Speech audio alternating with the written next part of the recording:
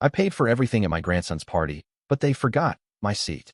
When I pulled up to the house that morning, it was already humming with party prep, helium balloons bobbing at the mailbox, some pastel banners strung above the door that said, "Happy 7th, Byron," in glittery gold letters.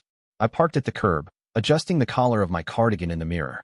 The cake sat firm in the back seat, a double-tiered affair I'd paid extra for, topped with a fondant dragon and tiny sugar flames. It was a bit much, I knew that, but it was Byron's favorite, and I wanted him to remember it. Not the cake necessarily, but that his grandmother had done something for him that mattered. A little magic stitched into sponge and icing.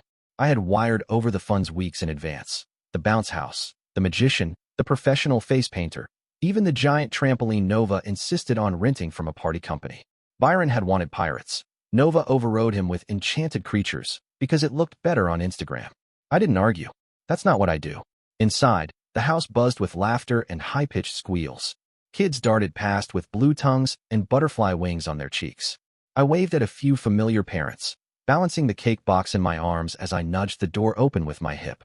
"Oh hey, Harriet," Nova called from the kitchen, wearing a floaty, gauzy dress that looked too delicate to be around frosting. "Just set that on the island. I think the photographer's coming in 15. I did as I was told. The living room had been cleared out to make space for gift tables and a rainbow balloon arch. The dining area, the one they called the family nook, was decked out with a long table, white tablecloth already wrinkled from little elbows. 6 chairs, each one with a name card and a glittery party hat. 6. I counted again, thinking maybe my eyes were playing tricks. Byron, his parents, his 2 cousins, his uncle. 6 places. But there were 7 of us. 7. And then Nova's voice again, too light, too high. "Oh my gosh, did we forget Grandma's seat?" She put a hand to her mouth in exaggerated shock, like a child performing surprise. "Oops, I guess they didn't count." She laughed. A few others laughed too. No one corrected her. No one even looked at me, except maybe her husband, my son, who had the decency to turn slightly away. I just stood there. There was a flicker of confusion, then heat that crawled up my neck and settled in my cheeks. Not anger. Not yet. Something smaller, something raw, like stepping into a room and realizing you were never meant to be there in the first place. I moved slowly toward the kitchen, pretending to check the cake, pretending that my heart wasn't thudding stupidly in my chest, that I didn't feel ridiculous in my soft pink cardigan and sensible shoes, holding onto the edge of the counter like it might anchor me in this space I apparently no longer belonged in. No one offered to pull up a chair. No one said, "We'll make room." They didn't even shift their weight, didn't pretend to clear a corner or bring a stool over from the kitchen. They just left the table set for 6, like the 7th seat had never existed. I took the hint. I excused myself to the bathroom and stayed there longer than I needed to, listening to the thud of trampoline springs and the scratchy voice of the magician in the backyard. I washed my hands 3 times, patting them dry with paper towels that smelled like artificial lemon. Then I stared at myself in the mirror, forcing a smile until it didn't look like a wince. It wasn't about the chair. Not really. It was the way Nova had said it, like I was a forgotten receipt or an expired coupon. Like it was funny. Like I wasn't the reason any of this had come together. It was the way no one else said a word. The quiet, complicit kind of silence. When I came out, I didn't go back to the table. I stood by the window instead, watching Byron leap across the trampoline in his party crown. He looked happy, oblivious. That was something, at least. I stayed just long enough to see him blow out the candles, clapping softly when he made his wish. I didn't eat. I didn't sit. I left before the gifts were unwrapped, slipping out quietly and letting the door close behind me without a word. In the car, I sat for a long time, hands still on the steering wheel. Then I drove home, slowly, windows down, letting the air take the last of the party smell with it.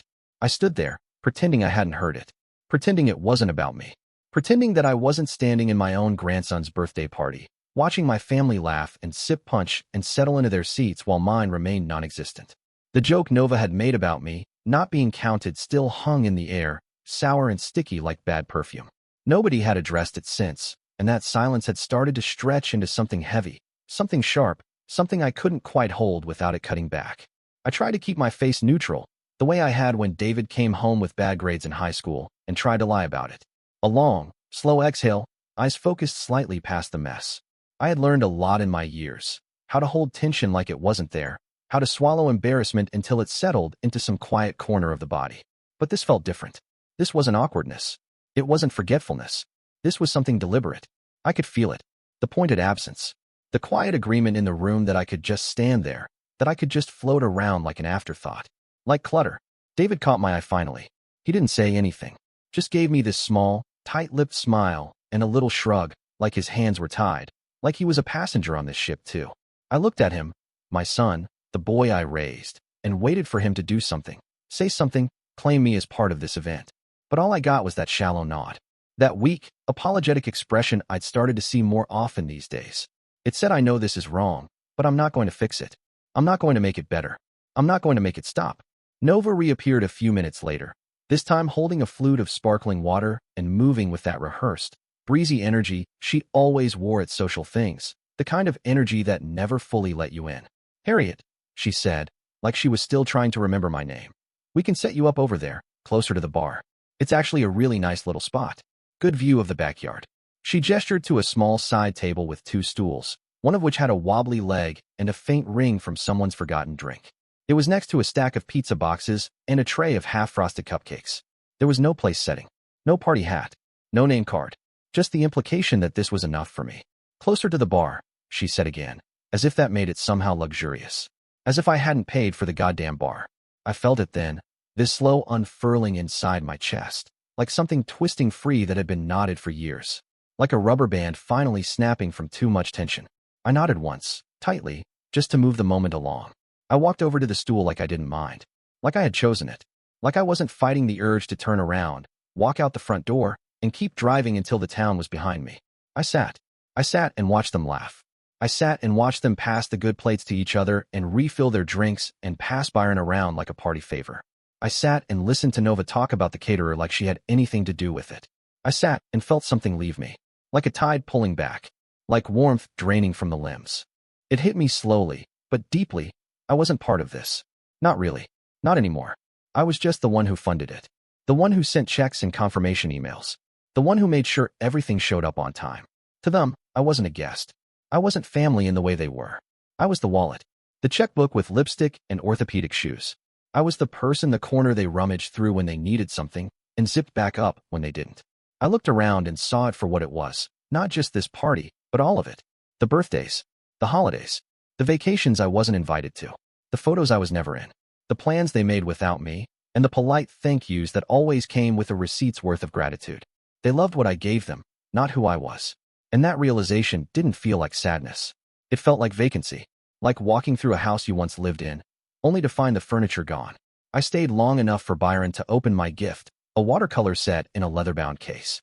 He glanced at it for a second before tossing it aside in favor of a plastic lightsaber that lit up and made sound. Nova didn't even look at me. David mouthed, "Thanks, Mom." Like I was a passing waiter who had just topped off the wine. And that was it. So here I am now, back home in my quiet little kitchen, my party shoes kicked off at the door, kettle on the stove. I'm writing this down not because I think it'll change anything, but because I need to remind myself that I'm not crazy. That what happened was real. That I saw it with my own eyes, felt it in the bones that paid for those chairs they refused to offer me. What would you have done? Would you have said something? Walked out? Pretended it was all fine and smiled through the ache like I did? I don't know anymore if silence is strength or surrender. I just know that it doesn't feel like love when you have to earn your seat every single time. The first thing I did when I got home was kick off my shoes by the door, the left heel landing slightly sideways, like my spine had earlier that afternoon. I didn't bother putting on the kettle this time. The house felt unusually silent, like it was waiting to see what I would do next, like even the walls knew something had snapped. I sat down at the kitchen table, the one David helped me assemble back when IKEA was a treat and not a burden. My laptop was already there, plugged in and blinking like it was ready. I opened it with a strange, detached calm, like someone operating machinery in a dream. My fingers moved across the trackpad with mechanical certainty, muscle memory guiding me to the bank's login screen. Password, security question, 2-factor code. Done. I went straight to the list of automatic payments. It was longer than I remembered. Mortgage, not mine. Their house. The one with the open concept kitchen Nova insisted on. I had been quietly covering that monthly for years because David didn't want to dip into savings when the market dipped. Delete. Credit card. There's again. Supposedly for emergencies. Funny how an emergency often meant spa days and premium cable packages and those subscription boxes full of skincare I'd never seen Nova use. Cancel. Private school tuition, Byron's. That had started small. A few hundred a month, then more when the fancy STEM program was added. Uniforms. Tablets. Field trips. Specialized tutors. Delete. Pediatric specialist, ongoing since Byron's diagnosis with a minor speech delay. Then came the therapists, nutritionists, and summer enrichment camps. I paid it all, never questioned it. Always showed up when they needed a signature or a check. Gone. Gas card. For their second car, the one they swore was necessary for Nova's photography business, even though she hadn't had a paying client since 2019. Gone. Streaming services. Grocery delivery. Pet insurance. That damn wine of the month club that David said kept Nova sane. I closed it all. One by one, unsubscribed, disconnected, zeroed out. Then I opened a spreadsheet. I hadn't used Excel in years, but it came back quickly, the way grief sometimes does. I went through my email, my bank history, old folders of PDFs I had saved because some version of me, years ago, knew this day might come. 15 years of bills, transfers, receipts. I combed through every note I'd written to myself, every invoice I'd paid, every favor they dressed up in words like, just this once, and we'll pay you back next month. I itemized it all. The home loan I co-signed without my name on the deed. The down payment on Nova's new car when hers suddenly died. The Airbnb David couldn't afford when his friends planned a bachelor party. The medical bills. The credit card debt I paid off as a wedding gift. Every holiday meal I hosted and funded, even when I wasn't invited. Every summer camp, every dance recital, every emergency vet visit, every bounce check I quietly covered with a transfer they never acknowledged. I didn't stop until 2:14 a.m. The total stared back at me in black and white simplicity. $392,648.17. And that was just what I could track. I sat there and stared at the number for a long time. It didn't make me angry. It didn't make me cry. It just confirmed what my body already knew when I sat at that stool by the bar, while the people I fed and raised and supported forgot I was even there. To them, I had become an institution. A private bank without walls. A resource. Not a person. Not a mother. Not a woman with her own needs, her own heartbreak, her own limits. I closed the spreadsheet, saved it under a name that only I would understand. Then I opened a new document, titled it plainly, Final Decisions. And I wrote, no more payments. No more excuses. No more silence. No more pretending. Not a penny more. Then I shut the laptop, stood up, and went to bed. For the first time in years, I slept straight through the night. It started with a phone call I almost didn't answer. The name David lit up on the screen, and for a moment I just stared at it, thumb hovering. I'd been enjoying the quiet. The real kind. The kind that stretches through a house like clean sheets, untouched by anyone else's noise or demands. But some reflex kicked in, old and stubborn, and I swiped to answer. He didn't even say hello. Mom, why would you do this? His voice came fast, frantic. I could hear the chaos behind him. Nova yelling in the background, Byron crying, or maybe just shouting. They towed the car this morning. Repossessed it. We had no idea you stopped the payments. What the hell is going on? I didn't say anything right away. I waited, letting him fill the silence like he always does when he's caught off guard. He kept going. Nova missed a client meeting because of it. She's furious. And now we got a call from the bank. The mortgage is overdue. They said they're starting the default process if it isn't resolved by next week. What are you doing? I kept my voice level. Calm. Almost soft. I'm not doing anything, David. I just stopped paying for things that aren't mine. For a second, there was quiet on his end. Then a scoff, sharp and bitter. You didn't even warn us. I didn't know I had to, I said. I didn't know I owed you a warning to take my own money back. He started saying something. A string of justifications, half-formed apologies and excuses, but I didn't stay on long enough to hear it all. I told him I was busy and hung up. That was the first time. The messages started that evening. Nova, through text first. Long blocks of words in all caps. You just left us hanging? Are you serious right now? You knew we were counting on that payment. What kind of person lets a child suffer to make a point? Then shorter ones. Meaner. Sharper. This is your fault. You ruined everything. Don't bother seeing Byron again. They kept coming. She sent photos of Byron crying, blurry, clearly staged, and labeled with things like, this is what you did to him. One message read simply, you're dead to us. Another was a screenshot of a lawyer's website. Empty threats pretending to be serious ones. Then came the calls from unknown numbers. The voicemails left in angry tones. David's voice thin and shaky, Nova's high-pitched and clipped. They weren't asking anymore. They were demanding, accusing, telling me I had destroyed their lives, that I had betrayed them, that if I didn't reinstate the payments immediately, I would lose everything. I sat in my quiet house, the late afternoon sun cutting clean through the front window, and listened to each message. Then I deleted them. I didn't respond. I didn't offer explanation or defense. I didn't fall back into that old, familiar place, the one where I'm the fixer, the buffer, the the silent engine behind their stability. And in that stillness, somewhere between Nova's ninth message and David's third voicemail, something strange happened. Something I hadn't expected. I smiled. Not a big smile. Not giddy or smug or triumphant. Just this small, quiet one. The kind that rises slowly, like a secret you've been keeping even from yourself. It crept in between my ribs and settled there like warm tea. Because for the first time in years, no one was holding anything over me. Not guilt. Not dependence.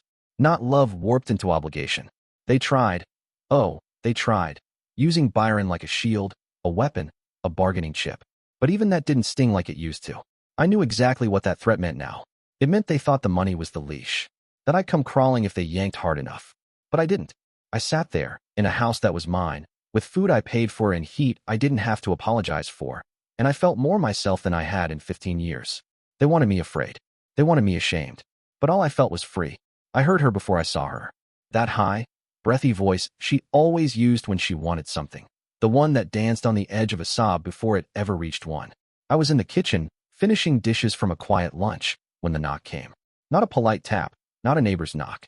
No, this one was quick, nervous, too hard, like someone hoping urgency would mask desperation. I dried my hands on the edge of a towel and opened the door. Nova stood there, all dolled up in grief. Designer sunglasses shoved onto her head, lashes already damp, tears carving clean tracks down her cheeks. She didn't even wait for an invitation. She stepped inside like the house still belonged to her, like the porch was just another stop between tantrum and manipulation. "Harriet," she said, her voice catching, "please." I didn't know where else to go. I didn't respond. I stepped aside, mostly out of habit, and let her stand there in the hallway where she used to drop shopping bags and baby gear without a word. She looked around like she expected something to shift, maybe a pull in the air, a softening. But the house stayed quiet. "Still, I know you're upset," she started, twisting the strap of her bag. "I know things got tense. But this is affecting Byron." I said nothing, just watched her. She leaned into it then. Her breath hitched, her hands pressed to her chest, like she was performing grief more than feeling it. "He cries every night now. Every single night, Harriet. He doesn't understand why you've stopped talking to us, why you won't come around. He asks for you constantly. He says," and here she broke off, covering her mouth like she couldn't bear the words. "He says he thinks you don't love him anymore." The silence stretched. I let it, because I had spent years bending to that kind of act.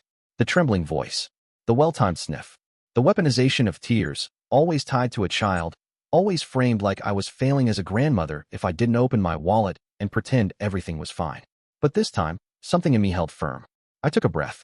Then I said it, clearly and without apology. "You've turned me into an emotional ATM." Her head jerked slightly, like the words stung more than she expected. "I'm not playing that role anymore," I said, and this time my voice didn't shake. "You don't get to cry on command and expect the money to start flowing again. Not here. Not anymore." She blinked, stunned, like I'd spoken in another language. Like she couldn't believe the script had stopped working. "This isn't about money," she said, quick now, defensive. "This is about family. This is about Byron. You think I want to be here, begging?" "Yes," I said. "I do. And I meant it. Because for her, this wasn't vulnerability. This was strategy. This was the same act I'd seen after the wedding, after the overspent budget, after the second car, the third credit card, the fourth emergency that just happened to land at my doorstep." She stared at me like she didn't recognize the woman in front of her. And maybe she didn't. Maybe this version of me, the one who said no and meant it, was a stranger to her. Maybe it scared her that I didn't flinch when she played the Byron card. But I didn't back down. "Byron deserves stability," I said. "He deserves parents who can give him that. I was never supposed to be the foundation. I only stepped in because I loved him. And you used that love to keep bleeding me dry." Her eyes flashed thin. That little flicker of anger, the part of her that couldn't handle losing control. She stepped back, shoulders tightening. "Fine," she said, voice low now. "But when he asks why you're gone, I'll tell him you chose this." "You do that," I replied. "But make sure you tell him everything. Tell him who made me disappear." I didn't watch her leave. The door closed with a soft click, and the silence that followed wasn't lonely. It was clean, like fresh air after a storm.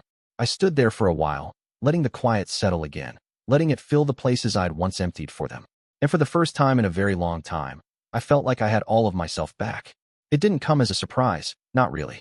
The threat had been circling for days, waiting for the right moment to land. And when it finally arrived, it came not as a shout, not even as a scream, but as a cold, quiet sentence slipped into a message Nova sent late at night. Just a few words, typed flat and final. If you can't do what's right, then don't expect to see Byron again.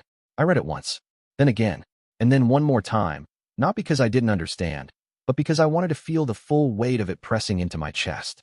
There it was, the last card she had to play. And of course it was him. Of course it was always going to be him. Because what else do people like her do when the money stops?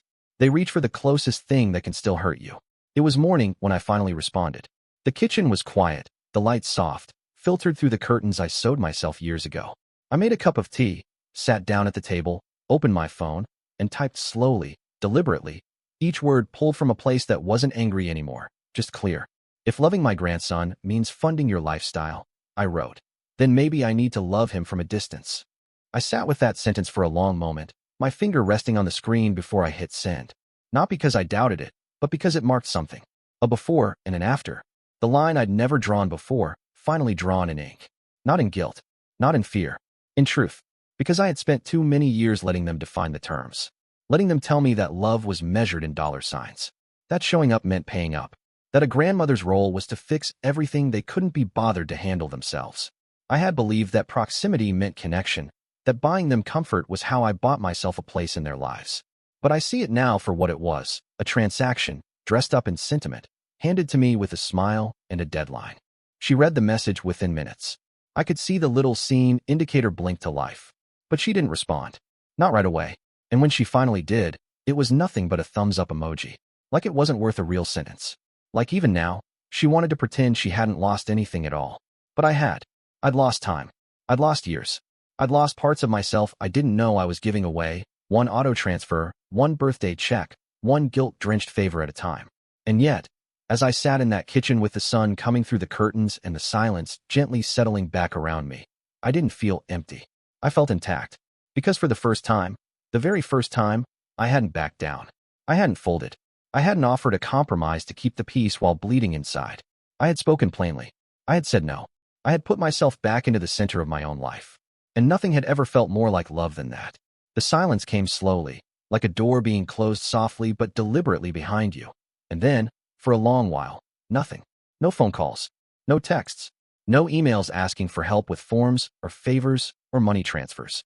No photos of Byron dressed as a pirate or holding up another participation ribbon. No updates, no check-ins, no holiday cards, not even one of Nova's vague social media forwards pretending to be personal. Just stillness. Thick, unbroken, complete. And yet, I didn't break. The first morning I woke up and realized there was nothing waiting for me. No list of errands that weren't mine. No voice reminding me of some unspoken obligation. I stood in my kitchen with the kettle boiling and felt something unfamiliar wrap around my shoulders like a shawl. Not grief. Not regret. Not even the dull ache of absence. It was peace. Heavy, steady, startling in its clarity. A kind of quiet that didn't demand anything from me. It just was. At first, I kept checking out of habit, glancing at my phone too often, expecting a storm, thinking maybe they were just taking a breath before the next round of guilt arrived dressed as concern. But the days passed, then the weeks, and the silence held. And slowly, I started to live without waiting. I cleaned out the spare room. The one where I used to keep bins of wrapping paper and emergency gifts for last-minute parties. I gave half of it away. I kept the good scissors and some ribbon, but the rest went to the community center. I didn't need a closet full of contingency plans anymore. I signed up for an art class at the college down the road, Tuesday evenings, charcoal and ink. I hadn't drawn anything since David was a toddler, and my fingers were clumsy at first, but there was something steadying about making lines that didn't have to serve anyone but me. No deadline, no utility, just shape and movement. I found a small travel agency downtown, the kind with an actual office and a woman named Rita who still used highlighters and paper brochures. She helped me book a trip to Lisbon. I'd always wanted to go. I picked a hotel with a balcony and a view of the water, and when Rita asked if I'd need 2 beds or just one, I told her, just me, and felt a strange flicker of pride when I said it. I started volunteering at the library on Thursdays, helping kids with homework, teaching them how to use the computer printers, wiping jam from keyboards, reminding them to whisper. Sometimes a child would look up at me and smile, and I'd think of Byron. Not with longing, but with something softer. A memory, not a wound. There were moments, of course, when it hit me, the finality of it. When I'd reach for my phone and remember there was no one on the other end. When I'd see a grandmother walking hand in hand with a child and feel that pinch, that quiet question, was it worth it? But then I'd breathe, and the silence would remind me that, For the first time in years, I wasn't being drained by people who only showed up when they needed to take. I had loved them. I still did, in a way. But loving people doesn't mean letting them hollow you out. It doesn't mean bleeding so someone else can stay comfortable. And I had done that for too long, with a smile, with a checkbook, with a hope that maybe someday they'd love me back the way I showed up for them. But now I show up for myself. And the silence? It isn't empty. It's full of possibility. Of mornings that are mine. Of afternoons spent under open sky, not under someone else's expectations. Of evenings where I sleep with a calm heart, no longer waiting for the next demand to land like a weight on my shoulders. They stopped calling. And in doing so, they gave me something I never expected, my life back. And this time, I'm not giving it away. It happened at the pharmacy of all places, one of those quiet Tuesday mornings when I'd gone out early to avoid the crowds, just picking up vitamins and a new bottle of hand cream, not expecting to run into anyone. I was walking toward the checkout when I heard someone call my name, cheerful and familiar in that tone people use when they're not sure if you'll remember them. I turned, and there she was, Mari, one of Nova's old friends from her early photography days, back when she was still pretending to build a business and not a dependency. We exchanged the usual pleasantries, the kind you offer because it's polite and expected. She said I looked well, asked if I was still living on Maple.